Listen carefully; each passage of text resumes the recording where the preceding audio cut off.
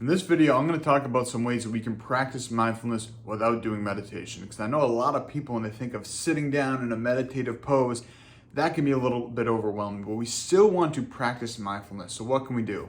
In this video, I'm going to show you some ideas.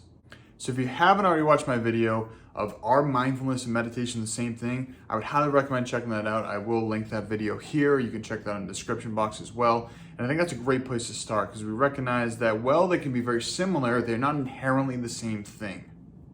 So what are some ways we can practice mindfulness without meditation? Because again, maybe you don't want to sit still. Maybe you don't want to go into a full lotus position or do any of these ideas of meditation that you may perceive that it is, which a lot of people perceive as just sitting there in silence in a cross-legged position, maybe with some hand positions. So how can we practice mindfulness? Well, like I said in the previous videos, basically it's any way that we can be completely present and aware of what's going on around us. So for instance, for me, gardening is a great mindful practice. You can see I got all my plants right here. I love growing my own food. I love gardening. I got some house plants all around the house. House plants up top there. So we got some over here. We got some up there, all the way up there. So for me, any way that I can incorporate being present with plants is a great practice of mindfulness. I'm disconnected from my phone. I'm disconnected from technology. I'm fully present in the moment. I'm feeling the soil, feeling the plants, smelling the flowers. All my senses are being stimulated and I'm aware of them. I'm not just walking outside smelling flowers that are coming in subconsciously because I'm busy checking my phone. That's where most of my attention is. I'm fully present in the moment. So gardening is a great way to practice mindfulness. Journaling is a great way to practice mindfulness. If you are simply being with your thoughts and getting things out of your head, writing them down on paper, that is an incredible mindfulness practice that can have great benefits. And walking is one of my absolute favorites. That's where we're moving our body, we're breathing, and we're getting that fresh air. We're letting the energy move through us. And again, not having the phone, not having the technology, but being fully present on the walk. Observing the steps, like I've said in past videos. Barefoot walking makes you very mindful and very aware of what's going on because you're feeling every rock, every different crevice that's touching your body. So walking, gardening, journaling are great. Another one could be movement.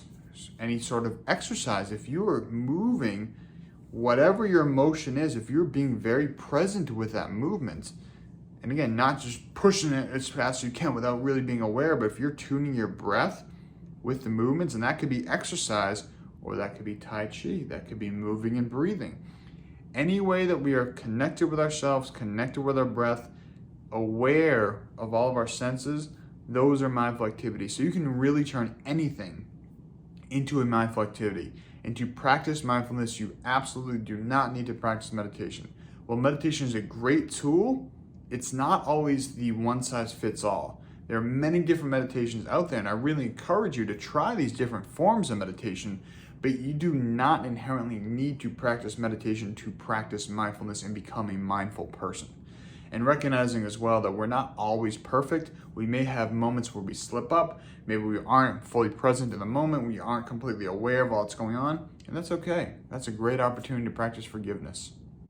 So I hope that you've enjoyed this video. I hope you've gotten some ideas. I'd love to hear in the comments below, what are your favorite mindful activities? What are some activities you embed mindfulness in so that you can fully experience all that life has to offer, fully engaging all the senses, being connected with the earth, connecting with ourselves, connecting with our breath, and connecting with others. So I'd love for you to share some different ideas in the comments here that you practice mindfulness with. So if you haven't already checked out my video, Are Meditation and Mindfulness the Same Thing? I really want to encourage you to check that out. I will link that here, as well as why mindfulness is important, because that's where it all starts with. Why do we want to do this in the first place? So check out those two videos. I will link those here, and really appreciate you tuning to the channel. If you found this to be helpful, please do like and share this with a friend. That's the way that the message gets spread, because you never know who you can help with this. And that's why I make these videos, because I say, hey, if I help one person with this video, that's worth it to me. We want to create that ripple effect. So if you think this could help one other person, please share with that person, because you never know what changes we can implement to other people's lives by just spreading a little bit of love and clarity into their lives. So thank you for your support. Please do like and subscribe to the channel. It really helps me get feedback as to what you people like. So please do give a little comment if you like this. Again, share those ideas of mindfulness in the chat box below. and I'll see you in the next video.